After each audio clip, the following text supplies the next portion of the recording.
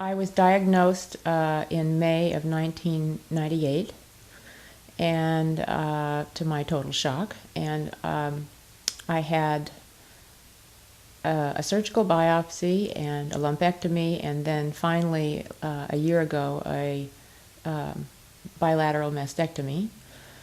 And during that time, I really couldn't work. I was so frightened and terrified that I lost my drive, and I was just completely immobilized by terror, and I just couldn't believe I could be so afraid day after day, night after night.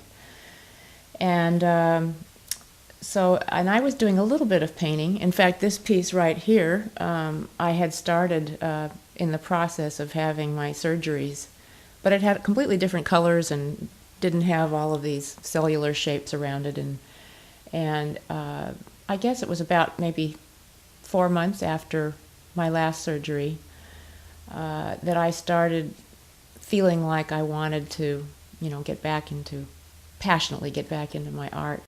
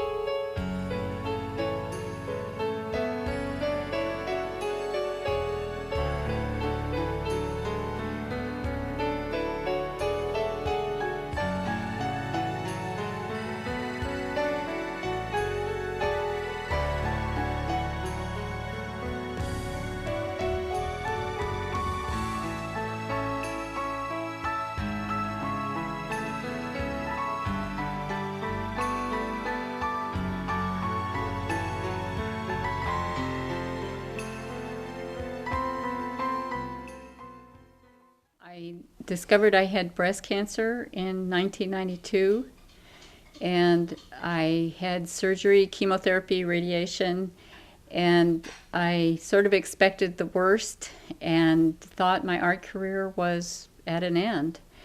I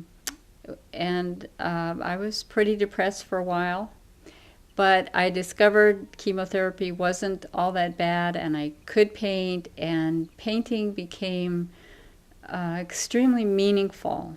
It became a real treat and a privilege, and it helped me to recover because it took me out of myself and helped me focus on something other than what I thought was imminent death at the time.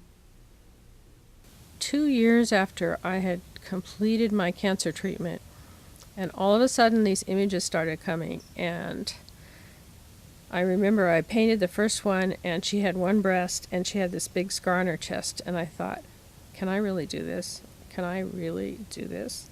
I felt very kind of scared, but then I did it, and then I did a whole flood of them, and it was really amazing. I found sometime after I had breast cancer that I was drawing nudes with their breasts covered or with one breast covered, and more or less forced myself to stop doing that with a few of my drawings and paintings. Interestingly, most women keep this information about themselves, the fact that they've had breast cancer, to themselves. It's not something that you're particularly forthcoming about. And I have definitely kept it to myself for the most part. When I learned about some of these other women who are in the show, whom I know from other circumstances, I felt sort of a bond, a sisterhood, if you will, kind of intimacy of being part of the breast cancer survivors alliance or something. It's a pretty powerful thing. When I was going through chemo and radiation, I had my hair started to fall out. It was like losing a part of myself, and so I just collected it and put it in a bag, and I didn't know why I was doing it, but it was just felt right, and it was just something that I needed to do. And so that when months later, when I started to think about doing a piece about my recent experience, it was just natural for me to pull out the hair and look at it. And I started thinking about looking in the mirror every day and seeing how I felt. And even though I don't have a vanity in my home, it's just a symbolic piece of furniture about looking at yourself and judging how you look and how you feel that day, which is very important when you're going through something like this.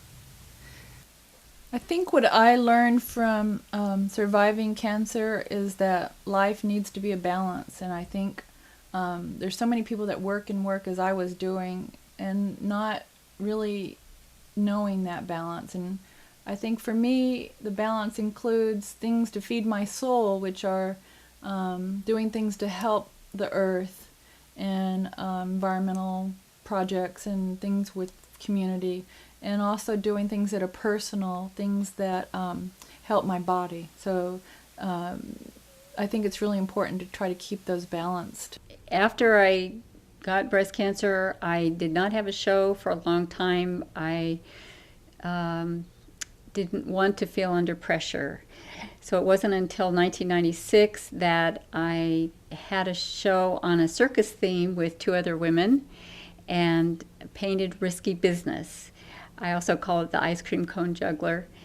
And I wanted to be whimsical, and I liked the idea of laughing in the face of adversity. I started to work from pictures of my blood, actually. I had some pictures of my blood cells that were, I thought, very interesting, and that got me involved in these shapes here, the way blood really looks under the microscope.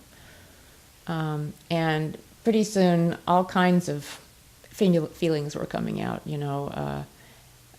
anger that I hadn't felt at all during the process, and a wonderful healing took place as I began to really delve into painting. And one idea came after another, and I just kept going with it, and I was just hell-bent. It was really interesting. When I brought the whole bunch of paintings home, my husband and my friend and I were sitting at this very table, and I started showing them to him, and he burst into tears, and he's not a man who cries easily. He said that was such a hard time, like it really recalled it, and I felt lighter and lighter as I did it.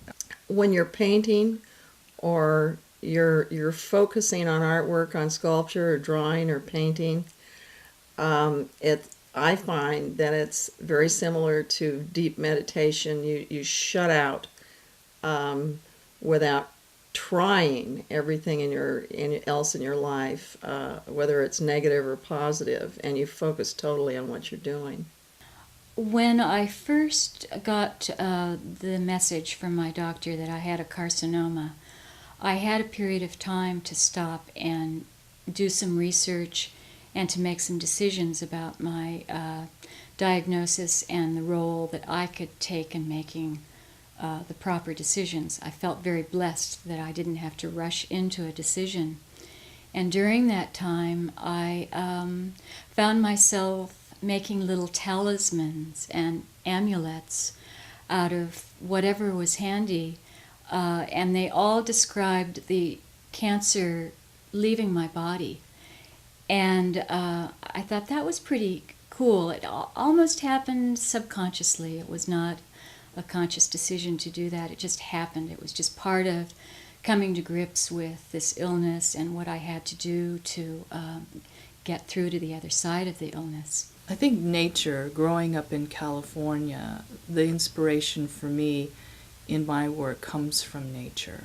And so many other cultures, particularly my heritage, my Japanese heritage, so much is focused on the environment and nature and the power of nature and natural phenomenon. And in my jewelry and in my installation work, there's something very healing about nature, and it's something that I just am so drawn